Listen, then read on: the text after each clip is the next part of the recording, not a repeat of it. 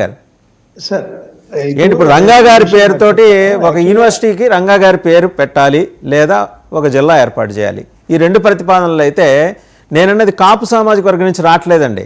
బడుగు బలహీన వర్గాలు, విస్మృత విసర్జిత సామాజిక వర్గాలు, as rightly told by Venkata Gurumurthy గారు.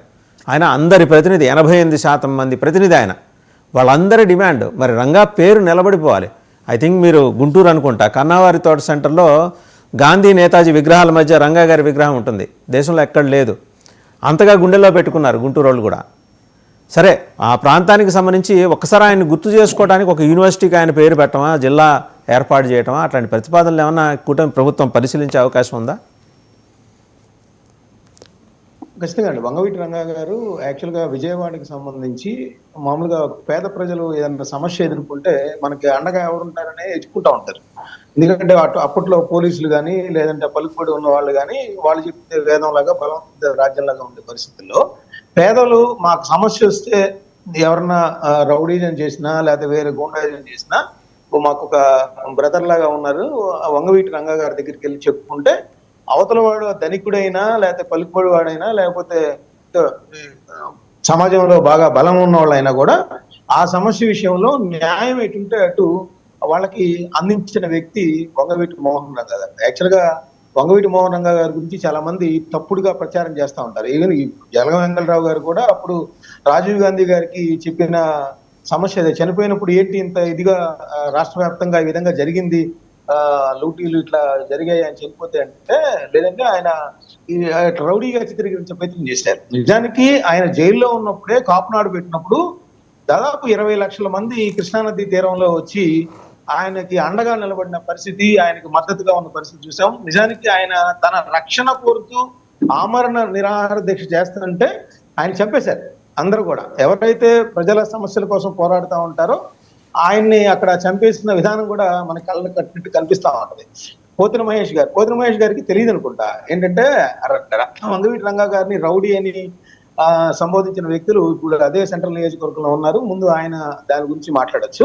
అదేవిధంగా కాపు రిజర్వేషన్ కి సంబంధించి అసలు టచ్ చేయకూడదు, అంటే వైసీపీకి సంబంధించి కాపు రిజర్వేషన్ గురించి మాట్లాడకూడదు అనేది ఒక ఇండికేషన్ ఉంది. మరి అది ఆయనకు తెలియదేమో. ఒకవేళ ఇప్పుడు వార్తల్లో నిలవడానికో లేదంటే రాధా గారి మీద ఆరోపణలు చేస్తే లైమ్ లైట్ లోకి వస్తామన్నారు. రాధా గారు కూడా ఎప్పుడు కూడా మా నాన్న కాపు కులానికి చెందిన వ్యక్తి కాదు, అన్ని కులాలకి సంబంధించిన వ్యక్తి అనేది కూడా చెప్తా ఉన్నారు. ఇంకోటి కూడా నేను చెప్తాను, పోతిన మహేష్ గారు గమనించాల్సింది ఏంటంటే, రాధా గారు లేదంటే ఎలక్షన్స్ దగ్గరకు వస్తున్నప్పుడు ఈవెన్ జగన్మోహన్ రెడ్డి గారు కూడా వంగవీటి రంగా వర్ధంతిని నిర్వహించేవారు. ఆయన పటానికి పూలదండ వేశారు.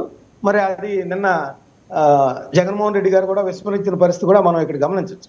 సో టోటల్ గా ఏదైనప్పటికీ కూడా వంగవీటి రంగా గారి పేరు విజయవాడ జిల్లాకి పెట్టాలనేది ఎంతో కాలంగా డిమాండ్.